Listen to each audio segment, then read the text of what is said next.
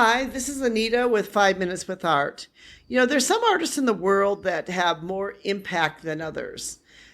And, you look at artists like Leonardo da Vinci, Michelangelo, Raphael, and of course, Vincent van Gogh have all had huge impact on art throughout the ages. Another one, which I would actually add to that list, which, continues to become more and more popular, is Jackson Pollock. And Jackson Pollock is a name which is known for the Abstract Expressionism movement.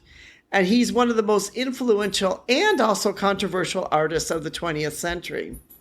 He was a master of abstract expressionism and the art of transformation. He was really one of the pivotal figures of this movement.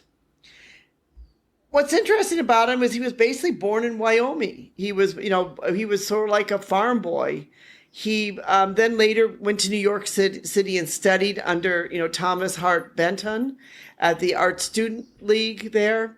But that didn't directly influence Pollock's work. Pollock was kind of his own man, and he was going to do his own art, and he was going to do his own expression. His breakthrough came when he started doing the drip technique. And, where basically, if you don't know what that is, it's where he drip, paint on these large canvases usually, and it'd be layer upon layer upon layer of all types of paint. A lot of stories go that he would be, in his studio, smoking a cigarette, throwing paint around, and probably a lot of drinking and other things going on too, because he was known to be quite wild and have quite a wild life. His rise to fame came in the mid-1940s. He caught the attention of Peggy Guggenheim, and she was an important art collector and gallery owner. And she gave Pollock a contract to provide him with financial stability and his first solo show. So this really helped him to be able to, expand as an artist. He had a 4-page spread in the Life magazine, which means many people began to be able to know who he was. And this gave him great publicity within the United States. But he was also a very controversial figure because besides the fact that his art's controversial, that, some people look at it and say, like, is this really art or is this just some madman dripping paint on the canvas? He struggled with a lot of personal issues throughout his life, which of course in some ways affected him. He was married to the artist Lee Krasner, who is also his biggest supporter.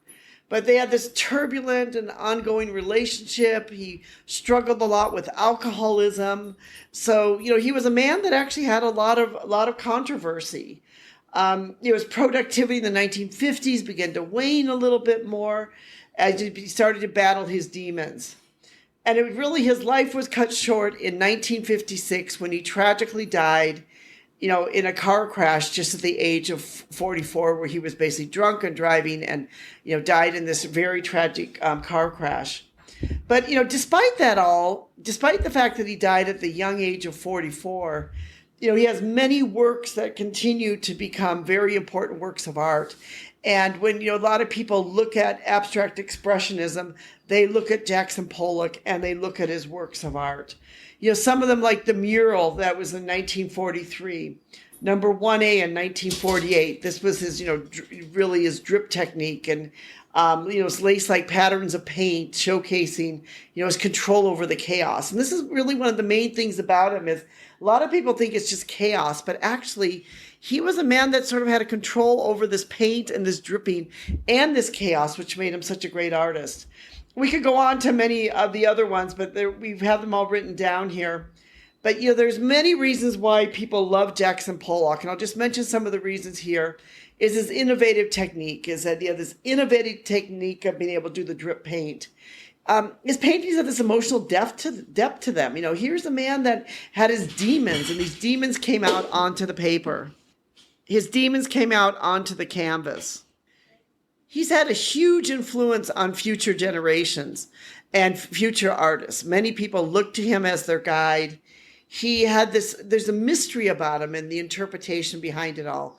And the fact that he died so young, but yet has so many great works of art that are considered to be some of the greatest masterpieces ever. If you'd like to be able to read more about him, I've got quite an in-depth blog I've written about him called The Life and Art of Jackson Pollock. Abstract Expressionism Redefined.